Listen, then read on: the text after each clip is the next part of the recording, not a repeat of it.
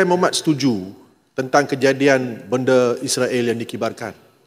Kemarin bila Pasir Putih bangun, saya tanya, dia kata dia cuba jelaskan bahawa ia adalah satu simulasi. Kalau betul simulasi, musnahkan bot itu, bagilah dia tenggelam dalam sungai. Bakarlah bendera tu. Tapi saya tunggu, mana bukti Pasir Putih kata bendera Israel dibakar? Kenapa Pasir Putih cuba menegakkan benang yang basah? Mana video bahawa benda Israel itu dibakar? Saya tanya sebab dulu bila ada bendera Cina ditunjukkan di Teluk Intan, riuh sana sebelah sana hantam, oh macam mana boleh bendera Cina dikibarkan dan sebagainya. Ini Kelantan kibarkan bendera Israel, apa cerita? Apa cerita ni? So saya minta macam, kalau boleh berilah didikan. Macam mana nak demonstrasi, tak tahu, tanya dengan DAP. Bakar bendera tu, pijak bendera tu kalau tak pandai demonstrasi. Macam jawab, lepas tu landing. Baik. Terima kasih, Jelutong. Sebenarnya jawapan yang diberikan oleh Timbalan Menteri Besar Kelantan memadai. Memanglah kalau tak nampak benda tu dibakar. Kalau saya ada peruntukan Tambun Magi, saya bakar punya ketuan Dewan ni juga. Itu saya janji pada Jelutong, insya-Allah. Terima kasih Tan Sri Di-Pertua. Tan Sri dah baca belum buku yang baru yang Muhammad Tambun? Kalau belum, saya pun belum. Tapi saya tertarik dengan tajuk buku tersebut. Rethinking Ourselves, Justice, Reform and Ignorance in Post-Normal Times. Saya suka tengok Tambun sebab dia suka guna istilah yang bombastik jugalah. Dan istilah yang saya nak tarik perhatian Dewan ialah istilah post-normal atau pasca normal.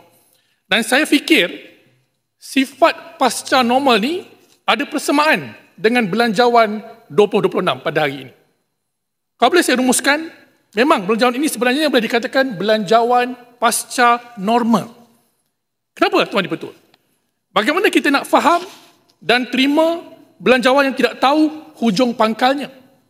Kata nak lawan rasuah, tapi bila ada orang buat laporan, yang kena siasat bukan pesalah, tapi pengadu. Kata subsidi bersasar, tapi kini semua dapat. Yang kaya, yang miskin pun sama-sama tepuk tangan. Tapi subsidi minyak, yang kaya lebih banyak dapat. Kata tender terbuka, tapi penswastaan MHB berlaku dalam gelap. Tanpa ketulusan dijanjikan, sampai hari ini saya tak dapat lagi senarai siapa yang terlibat dengan tender tersebut. Kata mahu bina masa depan, tapi peruntukan untuk program kesihatan kena potong.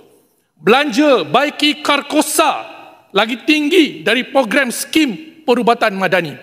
Tadi saya dengar Yang Berhormat Tambun dalam ucapannya mengatakan Karkosa ni warisan Raja-Raja Melayu. Tak tepat. Karkosa adalah peninggalan sejarah penjajah. Frank Swettenham yang duduk situ mula-mula, bukan Raja-Raja Melayu. Negara kita ni berhutang 1.7 triliun dan kita anggap ini bajet untuk rakyat. Saya tidak mahu menjadi ahli parlimen yang hipokrit, menepuk meja setiap kali mendengar angka-angka sedap dan muluk dalam buku belanjawan. Sedangkan rakyat di bawah sesak nafas, tertekan dengan realiti sebenar. Di Di-Pertua, jumlah keseluruhan belanjawan adalah 420 bilion ringgit. Hampir sama dengan tahun sebelumnya. Tiada pengembangan fiskal yang signifikan. Kita sedang berdepan krisis ekonomi dan ketidaksamaan yang makin melebar. Tapi belanjawan kita statik, lesu dan tidak responsif. Kerajaan kata kita miskin, tapi si kaya masih terus mendapat subsidi minyak. RM100 e-madani pun si kaya turut dapat, termasuklah 7 pemain naturalisasi harimau Melaya tersebut. Mengapa? Bukankah ini pengkhianatan terhadap prinsip keadilan sosial? Dengan hutang negara mencecah 1.7 trilion ringgit, kita masih meneruskan pembaziran populis yang tidak bersasar. Sara diberikan kepada semua. Tapi apakah ini benar-benar membantu yang miskin atau hanya beli populariti? Perbelanjaan pembangunan yang sepatutnya menjadi enjin masa depan negara turun dari 84 bilion kepada 81 bilion. Dan secara relatif, untuk setiap RM100 yang dibelanjakan pada 2024, RM21 adalah untuk pembangunan. Pada tahun ini, pada tahun hadapan, rakyat hanya dapat RM19 untuk pembangunan. Ini bukti jelas kerajaan tidak serius untuk melabur untuk masa depan. Negeri saya, Kelantan, Terengganu, Kedah, Perlis akan terus ketinggalan. Seperti yang telah kami hujahkan dalam RMK ke-13 baru-baru ini. Kerajaan juga galak mengutip dari rakyat cukai-cukai yang membebankan. Cukai SST meningkat 33% antara 2024 hingga 2026 dari RM44 bilion kepada RM60 bilion. Ini adalah tambahan RM16 bilion hasil dari poket rakyat marhain. Lebih banyak cukai tetapi manfaat masih pergi kepada golongan atasan. Adakah ini belanjawan untuk rakyat atau belanjawan untuk golongan elit kaya yang bising di media sosial? Tan Sri ini Bertua, perbelanjaan bayar hutang makin meningkat. 2009, RM9 bagi setiap RM100 hanya untuk servis hutang. Tahun depan, RM17 bagi setiap RM100 untuk servis hutang. Jumlah keseluruhan faedah hutang RM58 bilion. Lebih besar daripada subsidi dan bantuan sosial RM49 bilion. Ini bukan belanjawan untuk rakyat. Ini belanjawan untuk bank dan bond holder antarabangsa. Kerajaan umumkan rasionalisasi subsidi. Ayam 1 bilion tolak, telur 1 bilion tolak, elektrik 6 bilion tolak, diesel 5 bilion tolak, RON 95 2 bilion tolak. Jumlah yang ditarik 15 bilion ringgit. Tapi apa kita dapat? Setimpal atau tidak untuk rakyat? RM100 e-Madani. Sara untuk semua orang lagi. Mana subsidi bersasar yang dijanjikan tahun lalu dalam belanjawan 2025? Mana pelaksanaan jaminan penamatan subsidi untuk T20? Duit subsidi ditarik dari rakyat tapi tiada reformasi sebenar berlaku.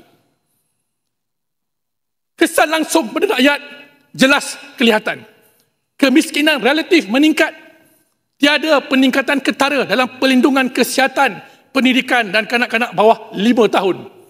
Tiada insentif sebenar untuk doktor, jururawat, guru dan penjawat awam yang menjadi tulang belakang negara. Tan Sri Bertua, hakim-hakim kita tak pernah minta pun naik gaji. Tapi tambun bagi. Yang minta naik gaji ni doktor, jururawat dan semua petugas-petugas barisan hadapan KKM. Ini adalah tanda kerajaan tidak berpihak kepada rakyat kebanyakan. Cukai rokok naik, kita puji, bagus. Tapi 1 dalam 2 rokok di pasaran adalah seluduk. Kerajaan kutip cukai lebih, tapi bocornya pun lebih.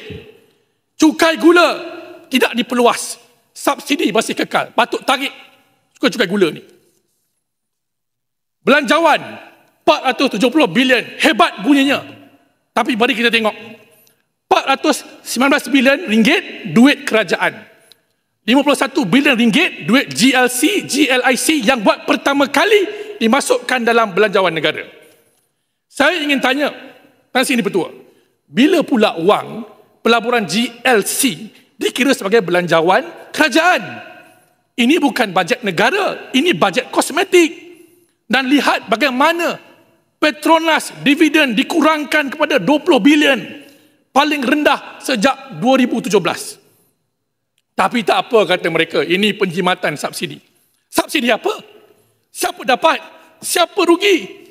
Golongan B40 Tan Sri Bertua dapat subsidi minyak RM4 sebulan. Golongan T20 dapat RM40. Sebab apa?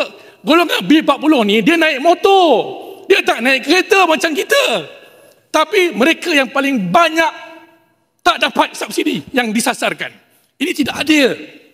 Mana keadilan sosial yang Madani laung-laungkan? Tuan Yang di-Pertua, banyak pekerja Malaysia sebenarnya tak layak pun bayar cukai pendapatan. Tak cukup gaji. Tapi dikenakan SST yang regresif.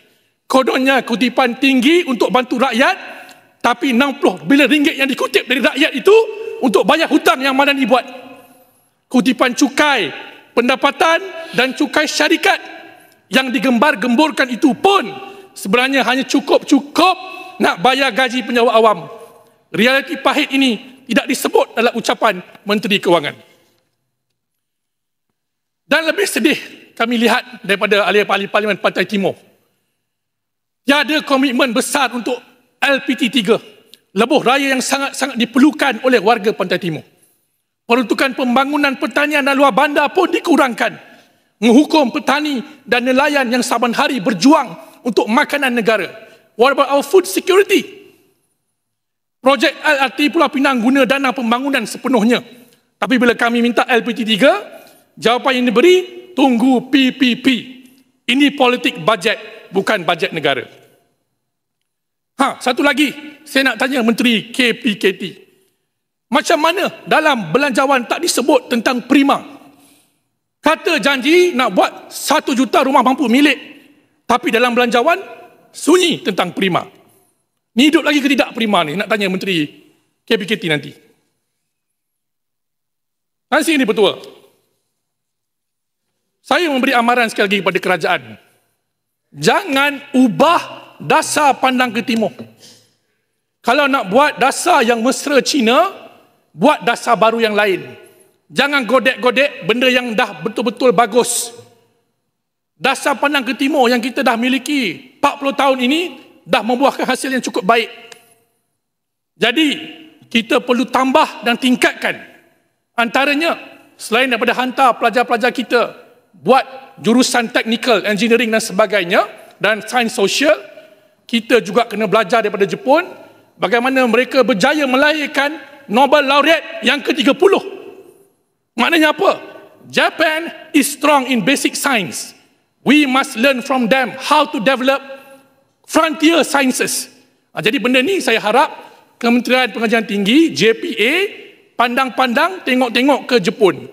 Dan hantar the best of our people, students, ke sana untuk buat kajian-kajian fundamental. Muhammad, Macang. Ya, silakan. Terima kasih Muhammad. Saya kali ini kali pertama saya terpegun dengan perbahasan yang Muhammad Macang. Banyak perkara yang dinyatakan. Tapi saya di AP, saya duduk dan dengar ya Muhammad. Yang saya duka cita adalah kenapa, soalan saya lah, kenapa ya Muhammad, kalau kita dah berhemah dan memberi penghujahan dalam perbahasan, apa sebabnya yang Muhammad digantung? Dan tak ada pun daripada pihak bersatu yang hadir untuk dengar. Saya hadir dengar. No, ini bukan, saya bukan ingin berlawak jenaka. Ini serius. Adakah sesuatu yang benar-benar yang tak kena?